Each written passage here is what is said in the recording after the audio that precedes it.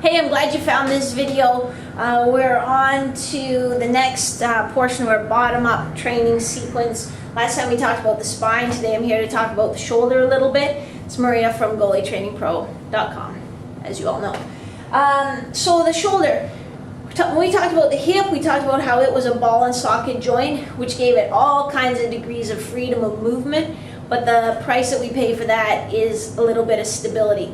The shoulder is that plus like 10, where the hip is quite a distinct ball and socket. It's pretty deep. You don't really hear many people just dislocating their hip. It's usually a pretty traumatic injury. It's actually a medical emergency if you dislocate your hip. Whereas we all know somebody who dislocates their shoulder just by sneezing or something silly like that.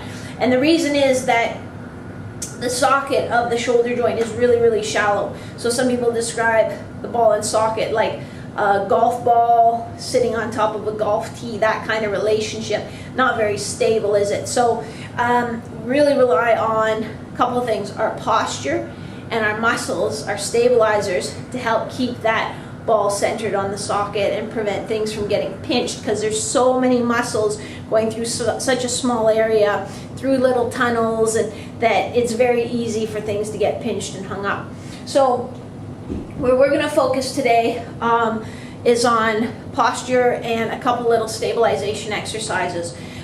We talked about it a little bit with the lumbar spine, how when we sit all day and we get sort of like this kind of posture going on, and our head sits forward and we get rounded in the thoracic spine, and how that has a bad impact on our spine function, but it also has a really bad impact on our shoulder function.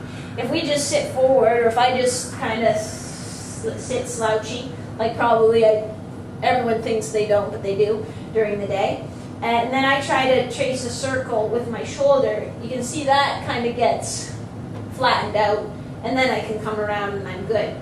If I come up tall, squeeze my shoulder blades back a little bit, you can see that I can make a really nice full circle, because don't forget, the socket of the ball and socket joint is attached to your shoulder blade.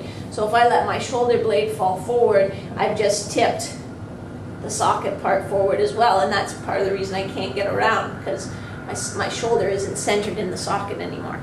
So exercise number one is just thinking about standing up tall. So if one of the cues is to imagine that there's a string pulling out the top of your head. That often does it anyway. The thing about that one, string out the top of your head, is what happens too.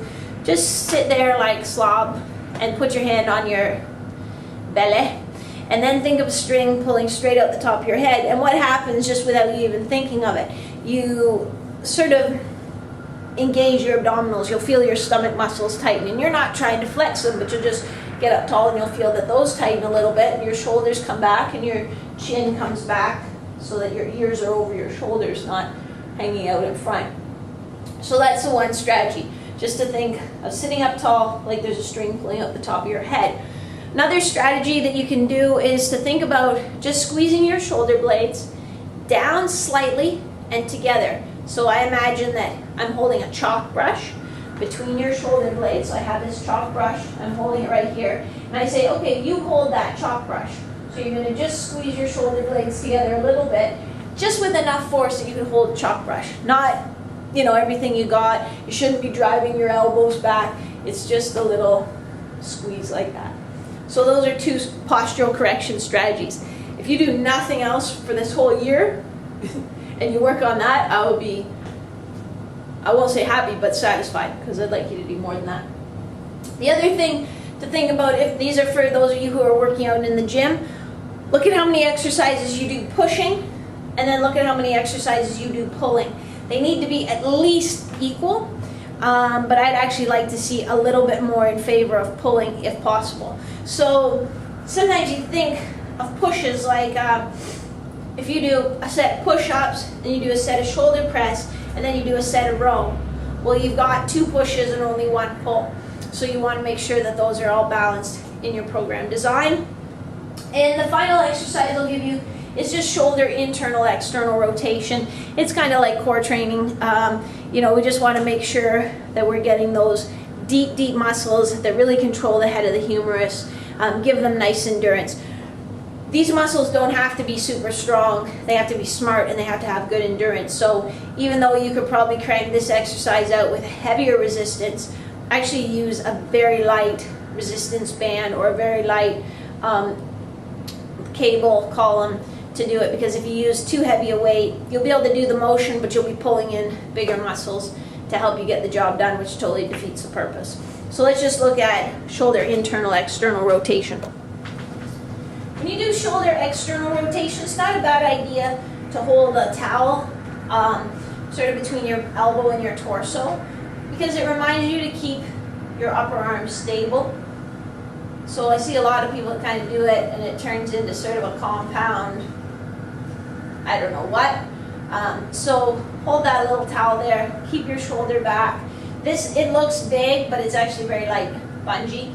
So you would do about 10 to 15. You'll start to feel a real sort of fatigue burning from here to back in here. So once you start to feel that, do 2 more reps and then stop. The other exercise, the other part of this is shoulder internal rotation. And I would set that bungee up a little higher if I was doing it in the gym. But basically it's knuckles to your belly button. And again, same deal. I want my elbow to stay in one position, and I'm just rotating about the humerus. Before I go, let me share one more thing that will get you smacked. If I ever see you in the gym doing this, I will walk over and smack you. Maybe right across the face. This doesn't do anything. This does not train your rotator cuff. It's an isometric load on your biceps, but it doesn't train your rotator cuff. If you want to use a dumbbell, and I would suggest starting with like a 2-pound dumbbell, then you'd have to be lying on your side so that there's actually some resistance on the rotation. This way there's actually no resistance on the rotation movement. So that will keep you from looking like foo next time you're in the gym. This is Maria from GoalieTrainingPro.com, where my goal is to help 11,000 of you goalies win more games with fewer injuries, even if you don't know how awesome you could be. So do a few of these, and we'll take yet another step close to that goal.